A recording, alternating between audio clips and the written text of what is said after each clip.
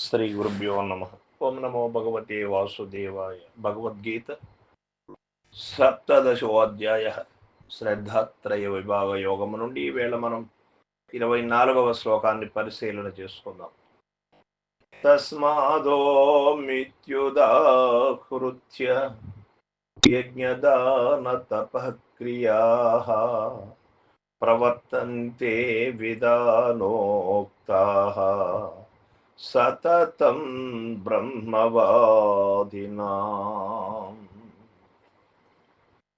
భగవానులు చెబుతూ ఉన్నారు, అర్జున, వేదములను బాగుగా నెరింగిన వారి యొక్క శాస్త్రోక్తములగు యజ్ఞ దాన తపః క్రియలన్నీ ఎల్లప్పుడూ ఓం అని చెప్పిన పిమ్మటనే అనుష్ఠింపబడుచున్నవి. ఓం తత్సత్ అను 3 పదములలోనూ మొదటిది యగు ఓం అను పదము యొక్క మహిమను వెల్లడించుచున్నారు.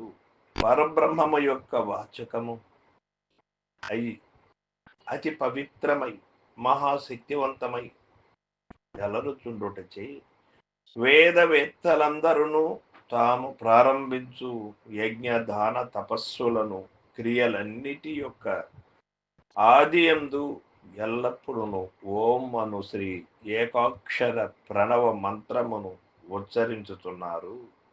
అట్లుచ్చరించిన పద పిదపయే ఆయా క్రియలను వారు ఉపక్రమించుదురు.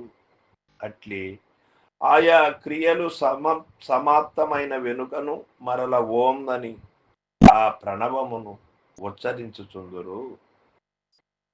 అట్లు నర్చుట వలన ఆయా క్రియలలో ఏవైనా లోపములు దోషములు ఉన్నచో అన్నియు తన్మంత్ర ప్రభావము వలన భస్మీభూతములైపోవ ఆ కర్మలు పరిపూర్ణ ఫలముల నుసంగగలవు అని ఇక్కడ మనకు తెలియబడుతుంది.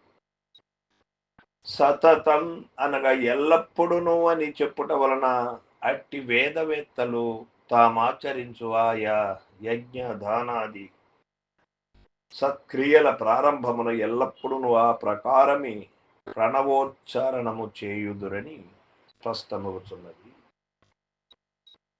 ఇంజను వలన రైలు పెట్టిలన్నీయు కదులునట్టును ఒకటి సంఖ్యచి ప్రక్కన గల పూర్ణాను స్వరములు అనగా సున్నలు అన్నీయు శక్తివంతములు అట్లును మొదట గల ఓంకారముచే తక్కిన మంత్రములు క్రియలు అన్నీయు చైతన్యవంతములు ప్రతిభావంతములు అగునని ఇక్కడ మనకు పరమాత్మ తెలియజేస్తూ ఉన్నారు.